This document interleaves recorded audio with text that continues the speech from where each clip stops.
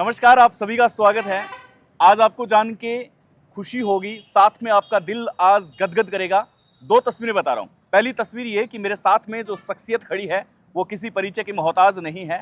पहला तो वेलकम है sir, thank you so much. और दूसरा, धन्यवाद। 19 साल बाद में क्या होने जा रहा है बीकानेर में, ये इन्हीं की जुबानी सुनेंगे। मेरे साथ में एडवोकेट गोवर्धन साहब है, इनको कौन नहीं जानता। वेलकम है सर अगेन।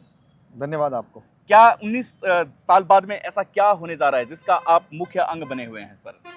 देखिए, बीकानेर नहीं, राजस्थान नहीं, पूरे भारत के लिए एक शर्म की बात थी, एक दुख की बात थी कि भारत के सर्वोच्च वीरता पुरस्कार जिसको मिला, जिसको कीर्ति चक्र दिया भारत के राष्ट्रपति श्री अब्दुल कलाम ने, उस मरणोपरांत शहीद की मूर्ति के लिए उनका परिवार 19 साल तक संघर्ष करता रहा, लिखता रहा, बात करता रहा, निवेदन करता रहा अफसरों को, नेताओं को, सबको, लेकिन 19 साल तक इन मोटी चमड़ी के लोगों पर कोई असर नहीं हुआ। 23 मार्च शहीद दिवस, भगत सिंह, राजगुरु सुखदेव का बलिदान दिवस, उस दिन पूरे देश की जनता ने, पूरे भारत के शहीद परिवारों ने, सेना से जुड़े हुए लोगों ने तय किया कि हम 23 मार्च 2025 को शाम 4 बजे पब्लिक पार्क बीकानेर में इस शहीद, कीर्ति चक्र प्राप्त शहीद की मूर्ति लगाएंगे, ताकि भविष्य की आने वाली पीढ़ी इस शहीद को सैल्यूट कर सके और प्रेरणा ले सके। यह सारा काम 19 साल बाद होने वाला है। सर, आप क्या देखते हैं 19 साल का एक लंबा अंतराल, आपका नाम इसी चीज के लिए प्रसिद्ध है कि आप दबी हुई आवाजों को उठाते हैं, कुचले हुए लोगों की मदद करते हैं। क्या मानते हैं सब आप, कहाँ उदासीनता है? देखिए, सच बात यह है कि ये जो अफसर जिनकी ये जिम्मेदारी थी, ये जिम्मेदारी आपकी हमारी नहीं थी, ये जिम्मेदारी उन अफसरों की थी जिनको परिवार ने पत्र दिया, उन अफसरों ने उनको जवाब भी नहीं दिया। जिम्मेदारी थी उन नेताओं की जो सरकारों में रहे और उन्होंने उनको जवाब नहीं दिया।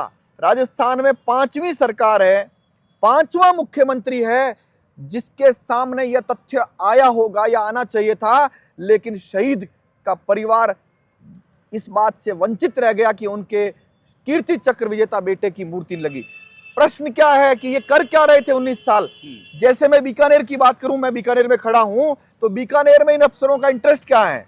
अफसरों का इंटरेस्ट है अवैध खनन में बजरी निकलती है, जिप्सम निकलता है, या और जो सामान निकलता है जिसमें कमाई होती है, जुआ सट्टा है, नशा है, और पता नहीं कितने कितने अपराध यहाँ पर हो रहे हैं, जमीनों पर कब्जे हो रहे हैं। आपने अखबारों में पढ़ा होगा बीकानेर में हजारों बीघा जमीन के फर्जी दस्तावेजों से आवंटन पत्र हो गए। अब कई सारे आरएएस अफसर एसीबी में अंदर जा रहे हैं। इनका इंटरेस्ट इस काम में था। आप बताइए, बीकानेर के जो हजारों बीघा जमीन जो इन्होंने बंदरमाट कर दी, क्या एक शहीद को 5 फीट की जगह नहीं मिल सकती? सच बात यह है कि इनका इंटरेस्ट ही नहीं था शहीद में। इनका इंटरेस्ट जिस काम में था वो काम ये अफसर और नेता परफेक्शन से कर रहे थे। सर, मैंने अभी पीछे कैंटीन में बैठा हुआ था, यहाँ पे एक छोटा सा आशियाना बना हुआ है, इसके अंदर एक कटिंग थी कि टैंक है जो शहीद के पिता ने कर्जा लेके बनाया, ऐसा कुछ था उसमें। वो क्या प्रकरण है, ये टैंक की, इसकी क्या गाथा है? हम जहां पर खड़े हैं, ये कैप्टन चंद्र चौधरी जो शहीद हुए थे, ये शहीद स्मारक पर खड़े हैं।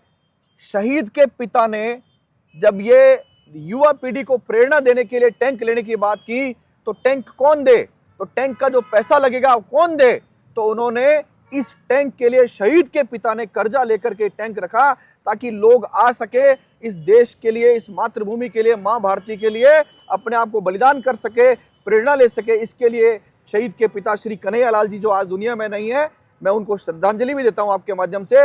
उन्होंने ये काम बीकानेर में करके दिखाया। उसी बीकानेर में कीर्ति चक्र विजेता के हालात इन अफसरों नेताओं ने ये कर दिया है। अंतिम 2 प्रश्न है सर। आप बात कर रहे हैं कि 5 फीट जगह एक शहीद के लिए ये नहीं दे सकते, हालांकि एक इनकी कलम का काम है, लेकिन आपने देखा होगा कि छतरगढ़ में और पुगल में अभी गाज गिरी थी, जो फर्जी तरीके से जमीन आवंटित की गई थी।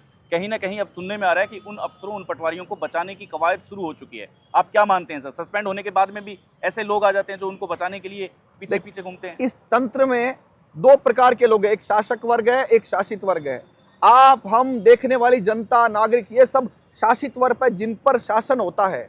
दूसरा वर्ग है शासन करने वाला, ये भ्रष्टाचारी वर्ग है। चूंकि भ्रष्टाचारी है तो डरावा भी है, डरावा से संगठित भी है, तो निश्चित रूप से ये मिल मिलाकर एक दूसरे को बचाने की भरसक कोशिशें करते हैं। तो उसी का सवाल का जो जवाब है उस जवाब में ये मैंने निवेदन किया है। अंतिम प्रश्न है सर, 23 मार्च को कौन कौन आ रहे हैं, मुख्य चेहरे कौन कौन रहेंगे, क्या कार्यक्रम की रूपरेखा रहेगी? देखिए, राजस्थान सरकार के कैबिनेट मंत्री श्री किरोड़ीलाल मीणा ने मुख्यमंत्री श्री भजनलाल शर्मा को पत्र भी लिखा है और 23 मार्च को शहीद की मूर्ति के लिए आ रहे हैं। इसके अलावा राज्यवर्धन सिंह राठौड़ ने जिला कलेक्टर बीकानेर से बात करके सुनिश्चित करने का है किसी भी सार्वजनिक सम्मानजनक स्थान पर मूर्ति तुरंत लगाइए। इसके अलावा पूरे भारत के शहीद परिवारों के लोग 23 मार्च को यहाँ आ रहे हैं। इसके अलावा जो सेना से जुड़े हुए परिवार है वो सब लोग 23 मार्च को आ रहे हैं। इसके अलावा इन सबसे बड़ी बात है, बीकानेर राजस्थान देश से जुड़ी हुई जनता, जिनके मन में देश के लिए कुछ करने का भाव है, वो सब लोग 23 मार्च को आ रहे हैं। शहीद की मूर्ति लगेगी और लग करके जनता उनको सैल्यूट करेगी और आने वाली पीढ़ी से प्रेरणा लेगी। बहुत बहुत आभार सर, बहुत बहुत धन्यवाद सर। एक सामाजिक सरोकार में अपनी अंग की आहुति देना, यूं कह सकते हैं कि सबसे बड़ा विहंगम दृश्य बन सकता है। बने रहिए, आभार, जरूर पधारिए। 23 मार्च को बीकानेर का गौरव लौट रहा है। नमस्कार।